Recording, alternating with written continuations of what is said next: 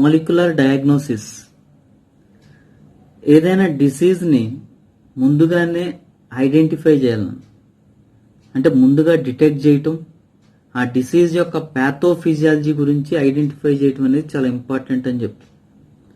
Pathophysiology అంటే ఆ disease ఎలా స్ప్రెడ్ అవుతుంది, బాడీలో ఎలా మల్టిపుల్ అవుతుందో తెలుసుకోవాలి. ఎర్లీ స్టేజ్లో ఏదైనా డిసీజ్ని ఎర్లీ స్టేజ్లోనే ఐడెంటిఫై చేసి వాటిని క్యూర్ చేసుకుంటే త్వరగా తగ్గిపోతాయి. జనరల్గా మనకేంటంటే ఏదైనా సిమ్టమ్ వచ్చిన తర్వాత మాత్రమే టెస్ట్ చేయించుకుంటూ ఉంటుంటున్నాను. అప్పటికి ఏమవుతుందంటే లోపల మైక్రోబ్స్ యొక్క నంబర్ చాలా ఎక్కువగా ఉంటుంది,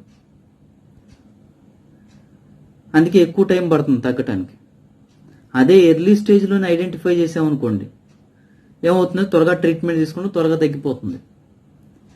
ఎర్లీగా ఐడెంటిఫై చేయాలంటే యూరిన్ టెస్ట్లు, సీరం ఎనాలిసిస్ టెస్ట్ల వల్ల యూజ్ ఉండదు.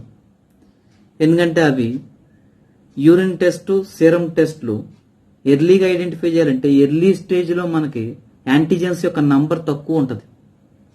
వీటి ద్వారా ఐడెంటిఫై చేయలేము యూరిన్ టెస్ట్, సీరం టెస్ట్ ద్వారా.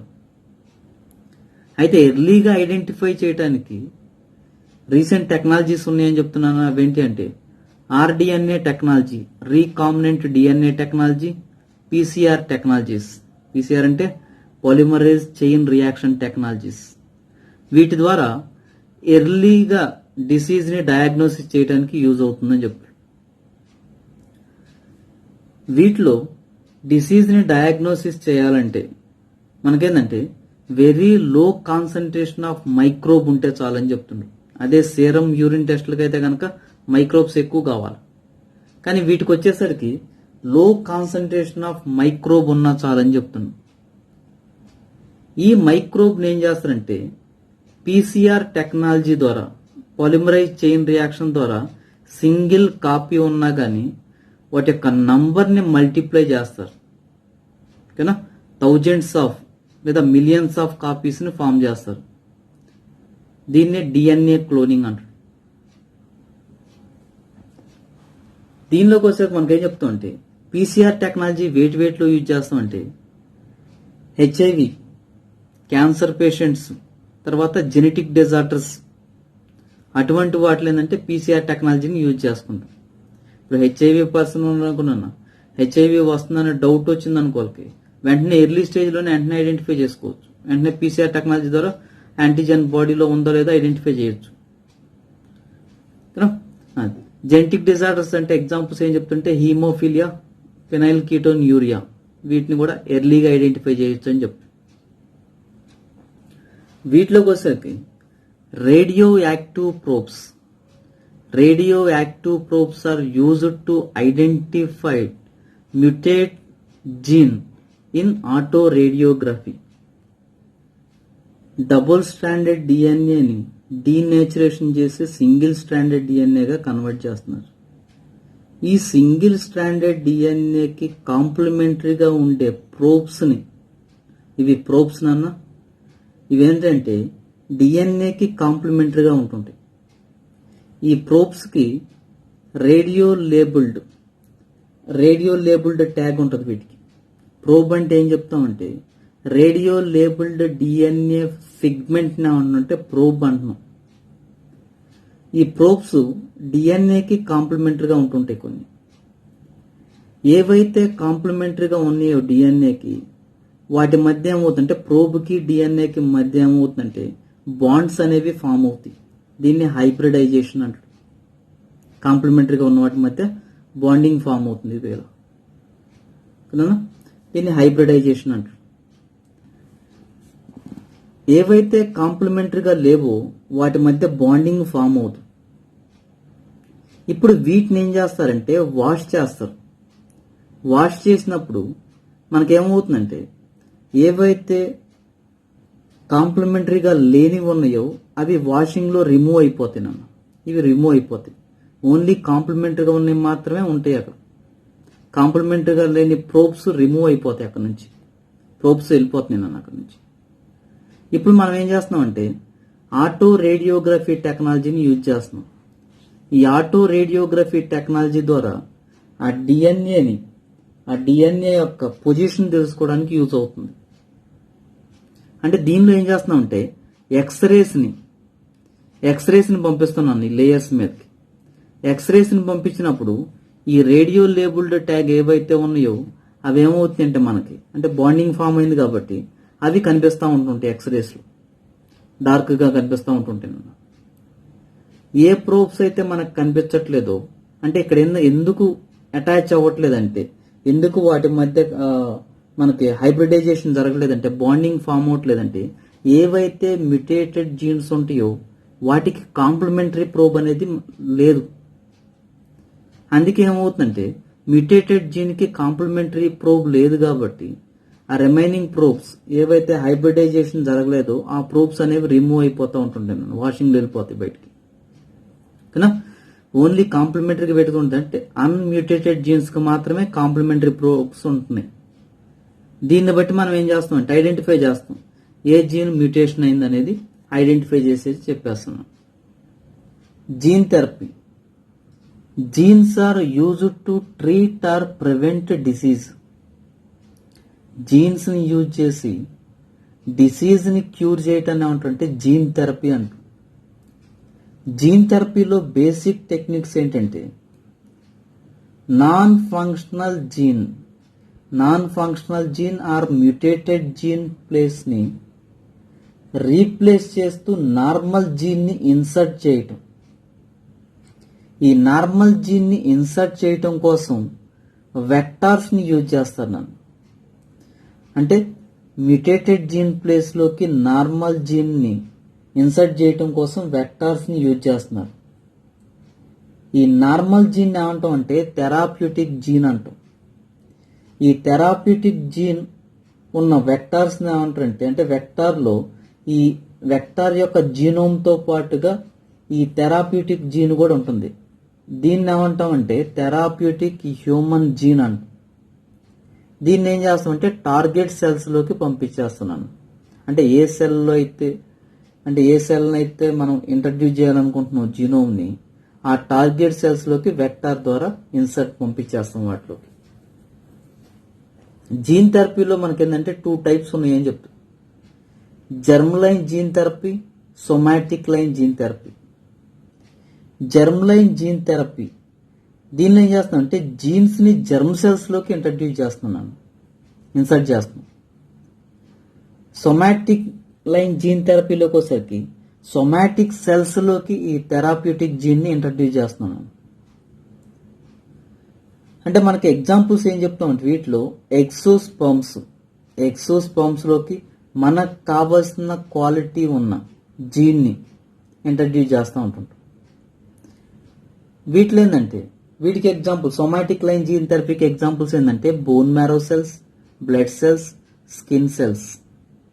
ఇవి ఎగ్జాంపుల్ సొమాటిక్ లైన్ జీన్ థెరపీకి వచ్చేసరికి. జర్మ్ లైన్ జీన్ థెరపీ అనేది ఇన్హెరిటబుల్ అంటారు. ఇదేంటంటే ఒక జనరేషన్ నుంచి ఇంకో జనరేషన్కి ట్రాన్స్ఫర్ అవుతుంది. ఎందుకంటే ఇవి గొనాడ్స్ లో నుంచి వస్తున్నాయి కాబట్టి, అంటే గ్యామెట్స్ లోకి ఇన్సర్ట్ చేయబడుతున్నాయి కాబట్టి గ్యామెట్స్ లో ఉండే ఏదైనా సరే నెక్స్ట్ జనరేషన్ కి ట్రాన్స్ఫర్ అవుతున్నాను. ఇక్కడ సొమాటిక్ సెల్స్ కి వచ్చేసరికి, సొమాటిక్ లైన్ థెరపీకి వచ్చేసరికి ఏం చెప్తున్నాం అంటే ఇది ఇన్హెరిట్ అవ్వదని చెప్తున్నాం. సేఫ్టీ పర్పస్ కోసం, ఎథికల్ ఇష్యూస్, కొన్ని టెక్నికల్ రీజన్స్ వల్ల ఈ టెక్నిక్ని ఏం చేశారంటే ఎంబ్రియోనిక్ స్టేజ్లోనే ఆఫ్ చేశారన్న. వీటిని ఎంబ్రియోనిక్ స్టేజ్లోనే ఆఫ్ చేశారు ఈ టెక్నిక్ని. ఏది జర్మ్ లైన్ జీన్ థెరపీని. వీటికి వచ్చేసరికి ప్రజెంట్ ఇంకా రీసెర్చ్ చేస్తూనే ఉన్నారు సొమాటిక్ సెల్స్ మీద. ఎందుకంటే వాటి వల్ల ఎటువంటి ప్రాబ్లం లేదు కాబట్టి వీటి మీద చేస్తున్నారు. ఇవి ఎందుకంటే నెక్స్ట్ జనరేషన్కి ట్రాన్స్ఫర్ అవ్వవు కాబట్టి వీటి మీద రీసెర్చ్ అనేది చేస్తున్నారు నన్ను. సొమాటిక్ లైన్ థెరపీ అనేది ఎలా చేస్తారంటే దీనిలో 2 టైప్స్ ఉన్నాయని చెప్తున్నాను. అంటే 2 కండిషన్స్ ద్వారా చేస్తారని చెప్తారు. Ex vivo procedure, in vivo procedure. Ex vivo, ex అంటే బయట వైపు నన్ను, అవుట్ సైడ్. దీనిలో సెల్స్ ఆర్ మోడిఫైడ్ అవుట్ సైడ్ ద బాడీ. బాడీకి బయట వైపున సెల్ని మాడిఫై చేస్తే కనుక దాన్ని ఏమంటామంటే ఎక్స్ వివో అంటాం. దాన్నే ఇన్ విట్రో అని కూడా అంటున్నాను. ఎక్స్ వివోనే ఇన్ విట్రో అని కూడా అంటాం. నెక్స్ట్ ఇన్ వివో, ఇన్ అంటే బాడీ లోపల. Genes are changed in the cell inside the body, body లోపలే. అంటే సెల్స్ బాడీలో ఉన్నప్పుడే వాటిని జెనెటికల్గా చేంజ్ చేయటం, దాన్ని ఇన్ వివో అంటారు. ఎక్స్ వివో అంటే సెల్స్ని బాడీ నుంచి బయటికి తీసేసి ల్యాబొరేటరీ కండిషన్ అంటే బాడీకి అవుట్ సైడ్న మాడిఫై చేస్తే కనుక దాన్ని ఎక్స్ వివో అంటారు. ADA, adenosine deaminase deficiency. First gene థెరపీని క్లినికల్ ట్రయల్స్ చేసింది ఏ డిసీజ్ మీద అంటే ఎడినోసిన్ డిఎమినేజ్ డిసీజ్ మీద. ఎప్పుడంటే 1990లో. ఎవరి మీద అంటే 4 years old గర్ల్. ఈ 4 years old గర్ల్ ఎడినోసిన్ డిఎమినేజ్తో సఫర్ అవుతున్నాను, డిజార్డర్తో. ఇది ఎలా వస్తుందంటే అంటే మనకి ఏం చేస్తుందంటే ఏడిఏ ఏం చేస్తున్న ఫంక్షన్ ఏంటంటే అంటే ఎడినోసిన్ డిఎమినేజ్ యొక్క ఫంక్షన్ ఏంటంటే ఇమ్యూన్ సిస్టాన్ని యాక్టివేట్ చేయటం, అంటే ఇమ్యూన్ సిస్టాన్ని ఫంక్షనల్గా కన్వర్ట్ చేయటం, అంటే బి లింపోసైట్స్ టీ లింపోసైట్స్ వీటిని ఫామ్ చేయటం. ఎప్పుడైతే ఏడిఏ జీన్ని అంటే ఏడిఏ అంటే ఎడినోసిన్ డిఎమినేజ్ ఎంజైమ్ని ప్రొడ్యూస్ చేసే జీన్స్లో చేంజెస్ వచ్చినాయో అప్పుడు ఇది రిలీజ్ అవ్వదు, మనకి ఏడిఏ అనేది రిలీజ్ అవ్వదు. అది రిలీజ్ అవ్వకపోతే ఇమ్యూన్ సిస్టమ్ వీక్ అవ్వటం వల్ల మనకేంటంటే రకరకాల డిసీజులు వచ్చేస్తూ ఉంటుంటాయి, అంటే బాడీ సెన్సిటివ్గా కన్వర్ట్ అవుతుంది. దీన్ని ఏమంటుంటే స్కిడ్ అంటే సెవరర్ కంబైన్డ్ ఇమ్యూనో డిఫిషియన్సీ అంటాడు. ఏడిఏ జీన్ డిఫెక్ట్ వల్ల మనకేమొస్తుందంటే స్కిడ్ సెవరర్ కంబైన్డ్ ఇమ్యూనో డిఫిషియన్సీ వస్తుందని చెప్తాడు. ఎందుకు డిఫెక్ట్ వస్తుందంటే ఆ జీన్లో జీన్ డిలీట్ అవ్వటం వల్ల కానీ లేదా డిస్ఫంక్షన్ వల్ల కానీ, జీన్ యొక్క డిస్ఫంక్షన్ వల్ల మనకేమవుతుందంటే ఏడిఏ అనేది రిలీజ్ అవ్వదు, ఎడినోసిన్ డిఎమినేజ్ అనేది రిలీజ్ అవ్వదు. ఇదేం చేస్తుందంటే అంటే ఏడిఏ జీన్ ఏం చేస్తుందంటే మనం చెప్పుకున్నాం ఆల్రెడీ, ఎడినోసిన్ డిఎమినేజ్ అనే ఎంజైమ్ని కోడింగ్ చేస్తుందని చెప్తున్నాం.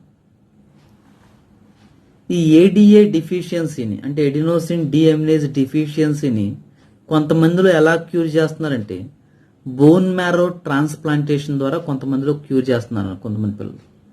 కొంతమందిలో ఎలా క్యూర్ చేస్తున్నారంటే ఎంజైమ్ రీప్లేస్మెంట్ థెరపీ ద్వారా క్యూర్ చేస్తున్నారు. ఈ రెండూ కూడా కంప్లీట్గా క్యూర్ చేయలేవు. Bone marrow transplantation, enzyme replacement therapy రెండూ కూడా కంప్లీట్గా క్యూర్ చేయలేవు దీన్ని.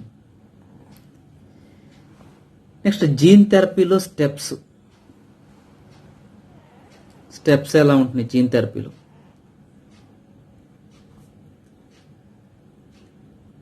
వీటిలో లింపోసైట్స్ బ్లడ్ నుంచి అంటే పేషెంట్ ఎవరైతే ఉన్నారో ఆ పేషెంట్ యొక్క బ్లడ్ నుంచి లింపోసైట్స్ని కలెక్ట్ చేస్తారన్న. ఇవి లింపోసైట్స్ని కలెక్ట్ చేశారు. కలెక్ట్ చేసి లింపోసైట్స్ని కల్చర్ చేస్తున్నారు బాడీకి అవుట్ సైడ్ను కదా, కల్చర్ చేస్తున్నారు. నెక్స్ట్ ఇక్కడికి వచ్చేసరికి ఇదేంటిదంటే ఆల్టర్డ్ వైరస్ని ఒకసారి తీసుకున్నారన్న, దానిలో అది ఆ వైరస్ మల్టిప్లై అవ్వకుండా దాన్ని ఏం చేశారంటే దానిలో ఉండే జీన్స్ని ఆల్టర్ చేస్తున్నారు. అంటే ఈ వైరస్ బాడీలోకి వెళ్ళిన తర్వాత మల్టిప్లై అవ్వకుండా ఉండాలి అది లోపల. అంటే మల్టిప్లై అవ్వకుండా ఆల్టర్డ్ చేసిన వైరస్ని తీసుకొని దానిలోకి ఏం చేస్తున్నారంటే ఫంక్షనల్ జీనోమ్ ఏదైతే ఉందో దాన్ని ఇన్సర్ట్ చేస్తున్నారు. ఇది ఫంక్షనల్ జీన్ అని. వీళ్ళలో డిఫిషియన్సీ ఉంది. ఏ జీన్ అయితే డిఫిషియన్సీ ఉందో ఆ జీన్ని ఆల్టర్డ్ వైరస్లోకి ఇన్సర్ట్ చేస్తున్నారు కదా.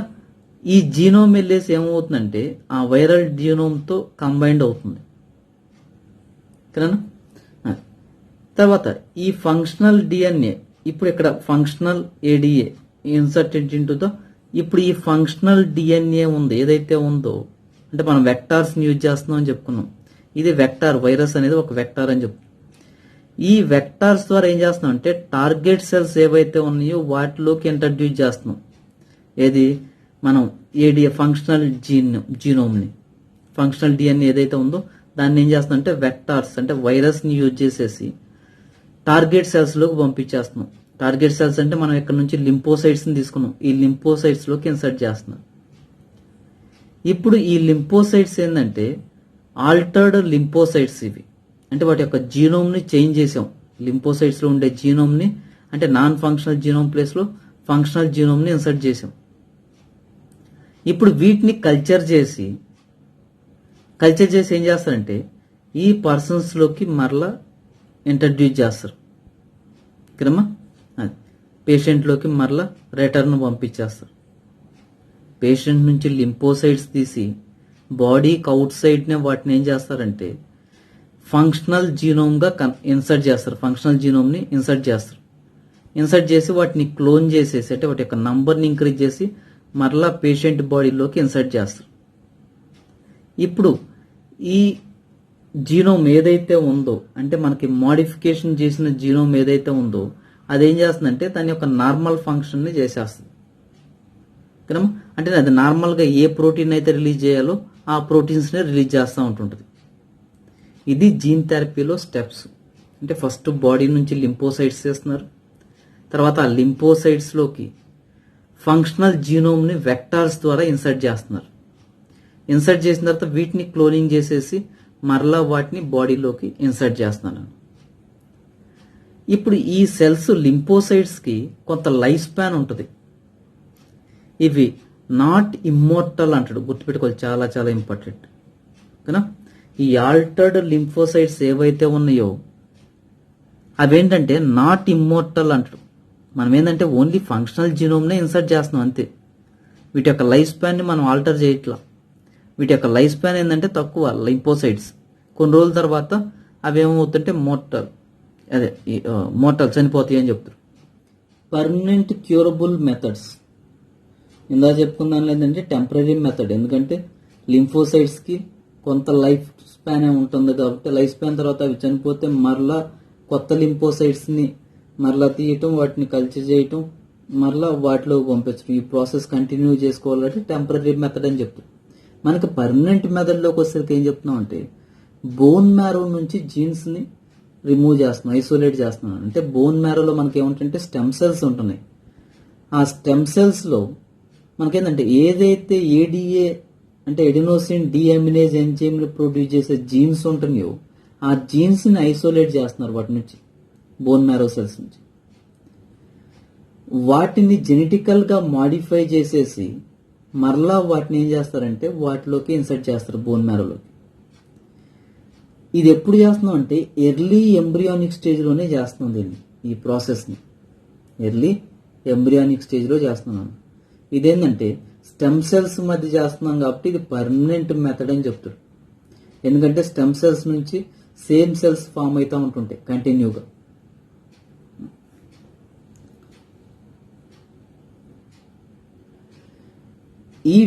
వీటిని ఈ జీన్ థెరపీని ఎడినోసిన్ డిఎమినేజే కాకుండా ఇంకొన్ని డిజార్డర్స్కి యూజ్ చేస్తున్నాను.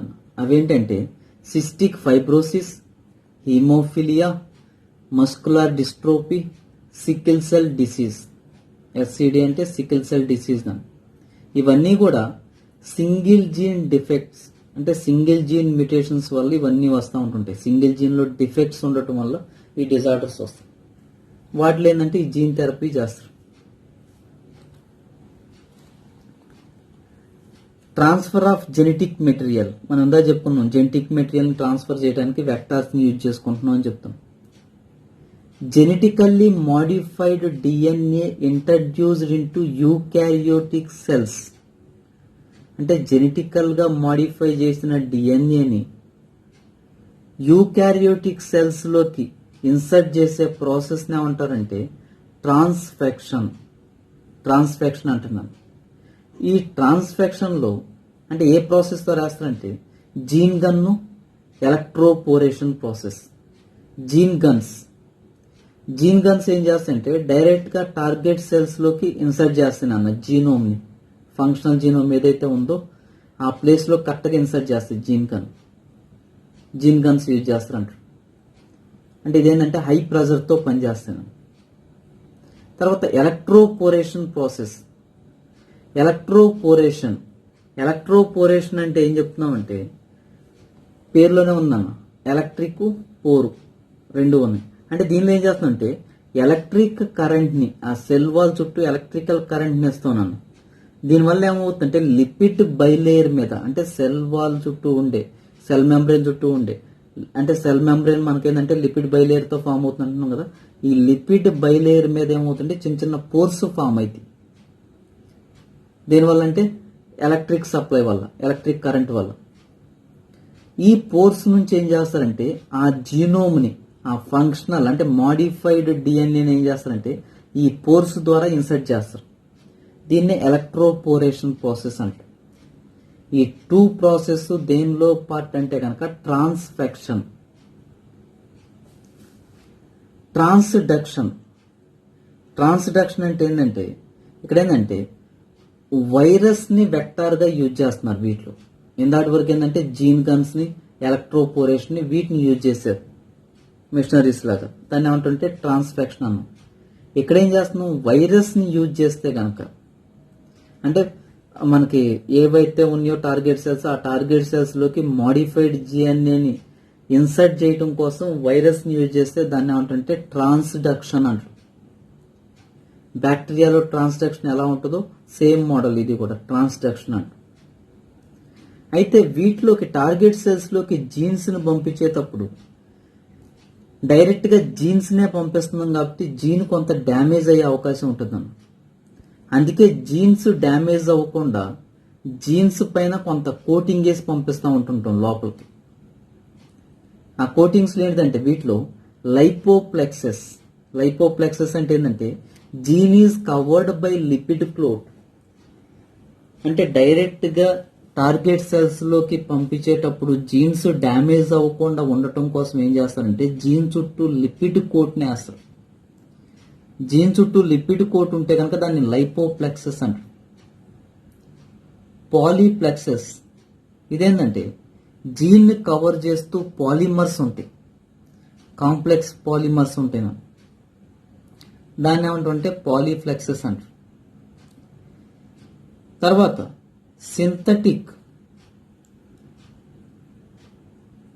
సింథటిక్ ఆలిగోడియాక్సీ న్యూక్లియోసైడ్స్ ఏం చేస్తున్నాయి అంటే ఏవైతే మ్యూటెంట్ జీన్ ఉంటాయో వాటి యొక్క ఫంక్షన్ ని ఇనాక్టివేట్ చేస్తున్నాను. Inactive disease causing genes, synthetic oligodeoxynucleosides ఇవేం చేస్తున్నాయంటే మ్యూటేట్ జీన్ ని, అంటే ఏదైతే మ్యూటేషన్ అయిన జీన్ ఉందో దాన్ని ఏం చేస్తుందంటే సైలెన్సింగ్ చేస్తాయి.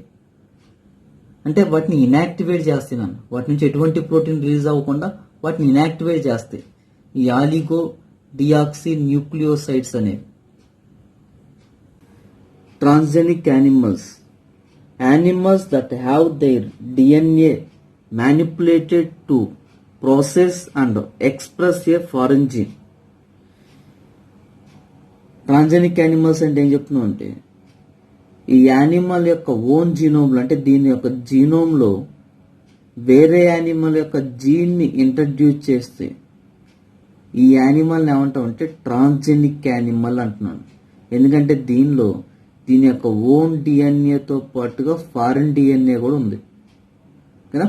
వీటిని ఏమంటున్నాం అంటే ట్రాన్స్జెనిక్ యానిమల్స్ అంటున్నాం. ట్రాన్స్జెనిక్ యానిమల్స్ ఏంటంటే rat, rabbits, Pig, sheep, cow, fishes, ఇవన్నీ ట్రాన్స్జెనిక్ యానిమల్స్ అంటున్నాను. వీటిలో ఈ ఆర్గానిజమ్స్ లో 95% ట్రాన్స్జెనిక్ యానిమల్స్ ఏవంటే మైస్ ని ఎక్కువ ప్రొడ్యూస్ చేశారు. ట్రాన్స్జెనిక్ యానిమల్స్ వేటి కోసం యూజ్ అవుతున్నాయి, ఎందుకు కావాలి ట్రాన్స్జెనిక్ యానిమల్స్ అనేది? ట్రాన్స్జెనిక్ యానిమల్స్ దేనికోసం కావాలంటే స్టడీ టు డిసీజ్ ని స్టడీ చేయటం కోసం కావాలని. అంటే మనకి ఇక్కడ ఏం చేస్తున్నాం అంటే వీటిని ఎలా చేస్తున్నాం అంటే ట్రాన్స్జెనిక్ యానిమల్స్ ని మన స్టడీ పర్పస్ కోసం వీటిని ఫామ్ చేస్తున్నాం. అంటే వీటిలో డిసీజ్ ఎలా ఉంది ఐడెంటిఫై అంటే డిసీజ్ గురించి స్టడీ చేయటం కోసం. ఎటువంటి disease? Cancer, cystic fibrosis, Alzheimer's, rheumatoid arthritis, ఇటువంటి డిసీజ్ని స్టడీ చేయటం కోసం ఇవి యూజ్ అవుతున్నాయి నాకు. Transgenic animals are produced as models for human disease to invite new treatments. వీటిని ఆర్గనిజమ్స్ లో స్టడీ చేసి వీటికి న్యూ ట్రీట్మెంట్స్ ఐడెంటిఫై చేయడం కోసం ఈ ట్రాన్స్జెనిక్ యానిమల్స్ అనేవి యూజ్ అవుతున్నాయి. ఆల్జీమర్స్ అంటే progressive degeneration of nerve cells degenerate అవటం వల్ల కొంత ఏజ్ వచ్చిన తర్వాత ఏమవుతుందంటే మెమరీ లాస్ అవుతూ ఉంటుంటుంది. అది ఆల్జీమర్ అంటారు. తర్వాత నార్మల్ ఫిజియాలజీ అండ్ డెవలప్మెంట్. ఇంకోటి ఏంటంటే normal physiology and development purpose కోసం ఈ ట్రాన్స్జెనిక్ యానిమల్స్ కావాలని చెప్తాం. దీనిలో అసలు జీన్స్ అనేవి ఎలా ఎఫెక్ట్ చూపిస్తున్నాయి బాడీ మీద, అంటే నార్మల్ ఫంక్షన్ మీద ఎలా ఎఫెక్ట్ చూపిస్తున్నాయి, అవి ఎలా డెవలప్ అవుతున్నాయి లోపల, తర్వాత అవి ఎలా రెగ్యులేట్ చేస్తున్నాయి బాడీ ఫంక్షన్స్ని, వీటన్నిటి గురించి స్టడీ చేయటం కోసం యూజ్ అవుతున్నాయి అని చెప్తుంది. ఫర్ ఎగ్జాంపుల్ గ్రోత్ ఫ్యాక్టర్ అంటే ఇన్సులిన్ లైక్ గ్రోత్ ఫ్యాక్టర్ బాడీలో ఉండే సెల్స్ మీద ఎలా ఎఫెక్ట్ చూపిస్తుంది, అటువంటిది ఐడెంటిఫై చేయడానికి ఇది యూజ్ అవుతుందని చెప్తున్నాను. ఒక యానిమల్ నుంచి ఇంకో యానిమల్లోకి ఒక జీన్ ఇంట్రడ్యూస్ చేయటం వల్ల అదేమవుతుందంటే లోపల ఆల్టరేషన్ జరిగేసి వాటి యొక్క ప్రొడక్ట్స్ని రిలీజ్ చేస్తూ ఉంటుంది. దీనివల్ల ఆ ప్రొడక్ట్ యొక్క బయలాజికల్ ఎఫెక్ట్స్ని తెలుసుకోవడానికి యూజ్ అవుతుంది ట్రాన్స్జెనిక్ యానిమల్స్ ద్వారా.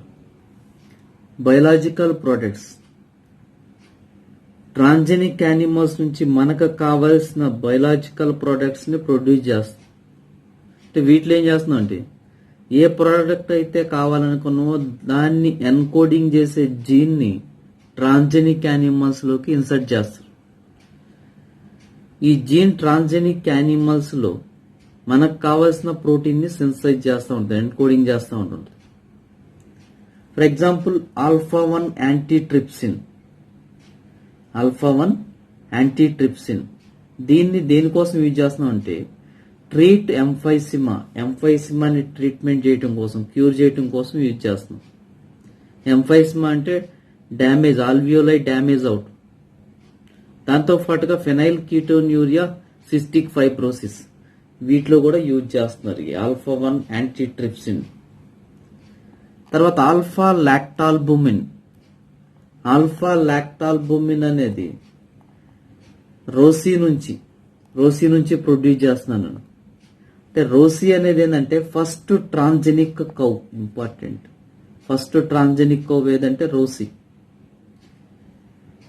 దీని యొక్క మిల్క్ లో ఫర్ లీటర్కి వచ్చేసరికి 2.4 grams ఆల్ఫా లాక్టాల్బుమిన్ ఉంటుంది.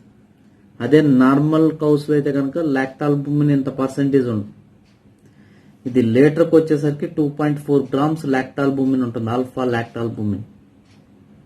ఈ ఆల్ఫా లాక్టాల్బుమిన్ లో మనకు కావాల్సిన ఎసెన్షియల్ అమైనో యాసిడ్స్ ఎక్కువగా ఉంటాయి దాన్ని. అందుకే దీన్ని ఏమంటున్నాం అంటే nutritional more balanced product in children's వచ్చేసరికి ఇది న్యూట్రిషన్ గా మోర్ బ్యాలెన్స్డ్ డైట్ అని చెప్తాం.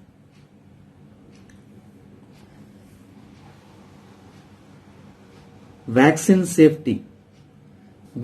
సేఫ్టీలోకి వచ్చేసరికి ఏదైనా సరే మనకి ఏదైనా వ్యాక్సిన్ తీసుకున్నప్పుడు ఫస్ట్ వెంటనే హ్యూమన్స్కి ఇంజెక్ట్ చేయరు. హ్యూమన్స్ మీద ట్రైల్స్ చేయరు. ఫస్ట్ ఏం చేస్తారంటే యానిమల్స్ని సెలెక్ట్ చేసుకుంటారు. ఈ యానిమల్స్ కూడా ట్రాన్స్జెనిక్ యానిమల్స్ మీద చేస్తున్నాను. ఎందుకంటే ట్రాన్స్జెనిక్ యానిమల్స్ అనేవి నార్మల్ యానిమల్స్ కన్నా చాలా సెన్సిటివ్గా ఉంటాయి. ఓకేనా? అందుకే ఏం చేస్తారంటే ఫస్ట్ వీటి మీద ట్రయల్స్ వేస్తారు.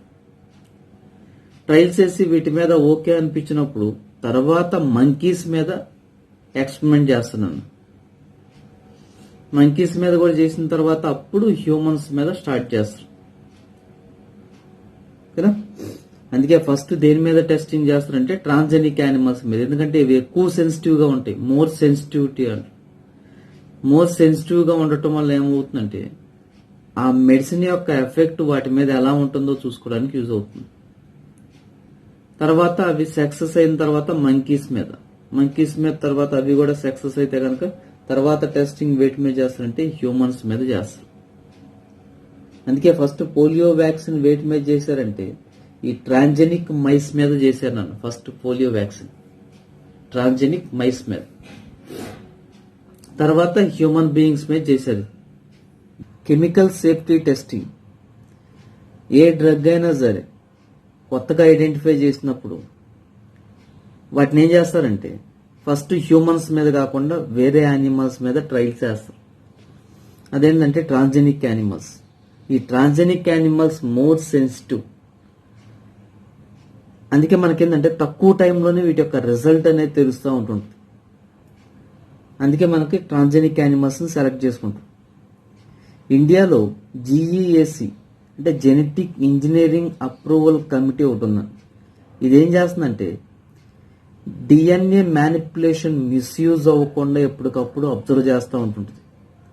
దాంతోపాటుగా safety of introducing genetic modifying organs for public services, genetically modify చేసిన ఆర్గాన్స్ పబ్లిక్ ఏ విధంగా యూజ్ అవుతాయి అనేది ఎప్పటికప్పుడు అంటే సేఫ్ గా ఉండే విధంగా వాటిని ఎప్పటికప్పుడు అబ్జర్వ్ చేస్తూ ఉంటుంటే ఏవి సేఫ్ కాదని.